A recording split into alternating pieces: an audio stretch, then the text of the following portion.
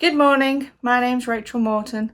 I've been trying to post this video for a good couple of weeks, and every time I've gone to record it, just something's happened. One of my kids has come round, or my husband has come home or something, so this is me doing it now. I'm wanting to talk to you, as you can probably tell by the title of this video, that I want to talk about this book, The Artist's Way. Now, if you don't know what this is, it is a book by author Julia Cameron, and I've wanted to do this course for a while. It was recommended to me by a friend. It's a 12-week course, a course in discovering and recovering your creative self. And I've heard a lot of good things about this, and when I've looked on YouTube and watched other people who have done their own videos on it, they've all seemed to had a positive experience with it. So I was wanting to undertake this. So I'm just going to quickly read the inside sleeve for you, and it says, "The Artist's Way provides a 12-week course that guides you through the process of recovering your creative self. It aims to dispel the 'I'm not talented enough' conditioning that holds many people back and helps you to unleash your own inner artist. Its step-by-step approach enables you to transform your life, overcome any artist blocks you may suffer from, including limiting beliefs, fear, sabotage, jealousy, and guilt, and replace them with self-confidence and productivity."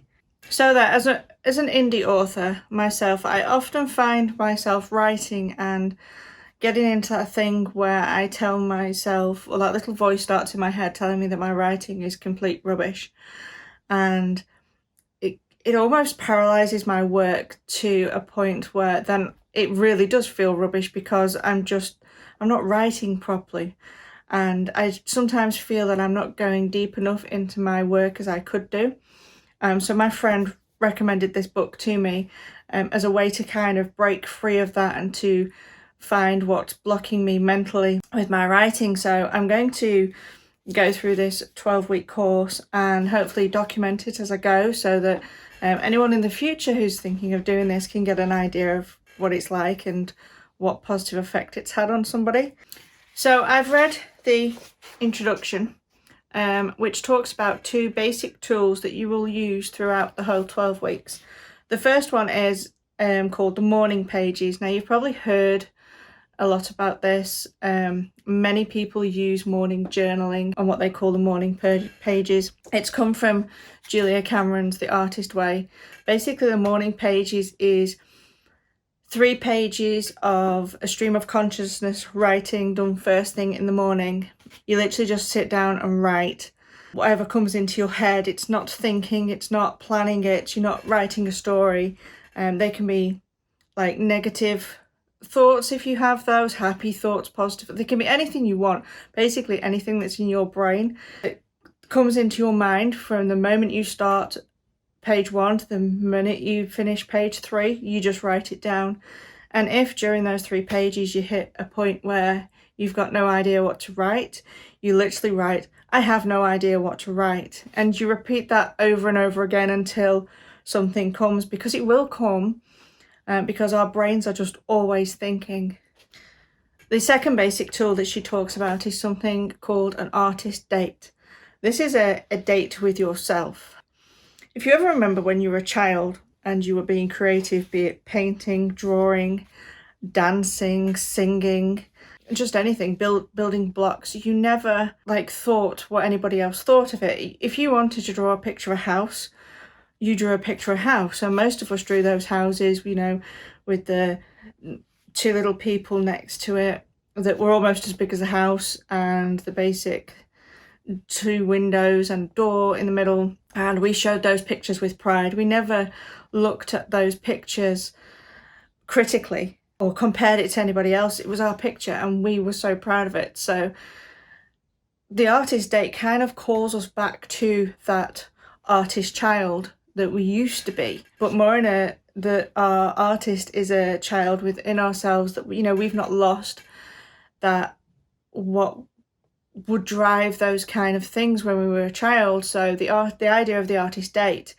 is to take your artist child out, and it's just you and yourself doing something that you absolutely love doing a creative endeavour. In the book she suggests things like going to an arts and crafts store and spending £5 or $5 if you're in America on stickers and silly things that you could use in your journal. She suggests going to a park and, you know, just going on an adventure. Obviously, as I do this, here in the UK, we're still in lockdown. Actually, we're just coming out of lockdown today, but there's a lot of shops and things like that not open. So what I intend to do is make a list of things I used to love to do as a child when I was by myself. And I was one of these kids who could entertain myself. I would sit and play with a doll's house. I would colour for hours. I would build Lego. I would create complete jigsaws. I would do puzzle books. And so, as you can see, I already have a list of things coming that used to drive me as a child, and I never used to think about them. It was just like, this is what I want to do now, and I would do it.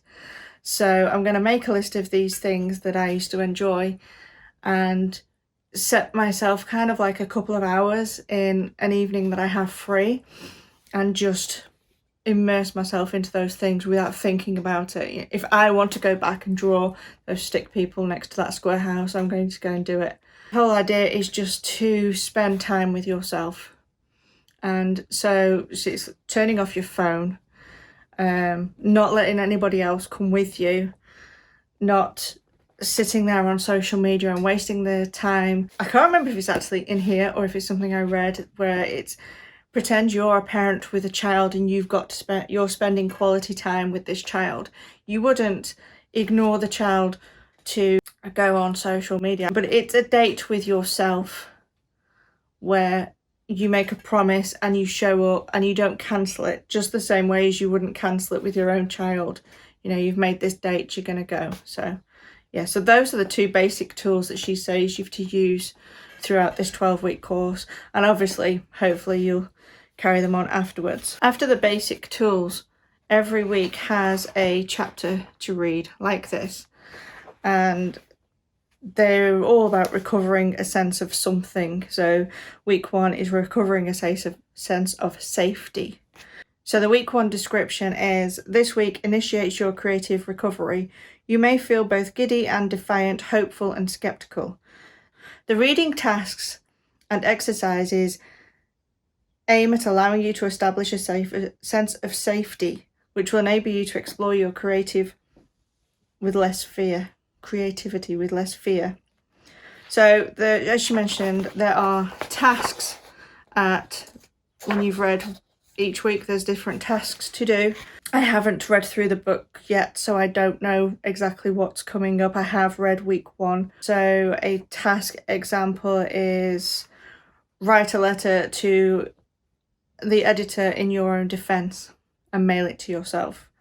And I've done this kind of thing before with other things and it's been very fun. So yeah, so I'm going to get a notebook and just work through these tasks. There's also a check-in to do close to the end of the week to just check where you are with yourself, how you're going.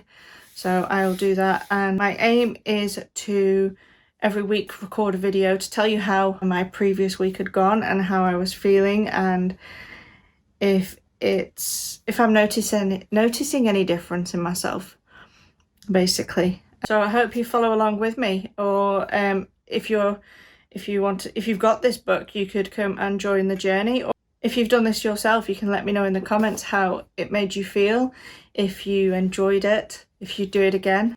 And thanks for watching. I shall hopefully see you in the next video. If you liked this one, don't forget to hit subscribe. Hit the notification button so that you can get notified every time I post a new video, and give this video a thumbs up because it really helps the algorithms.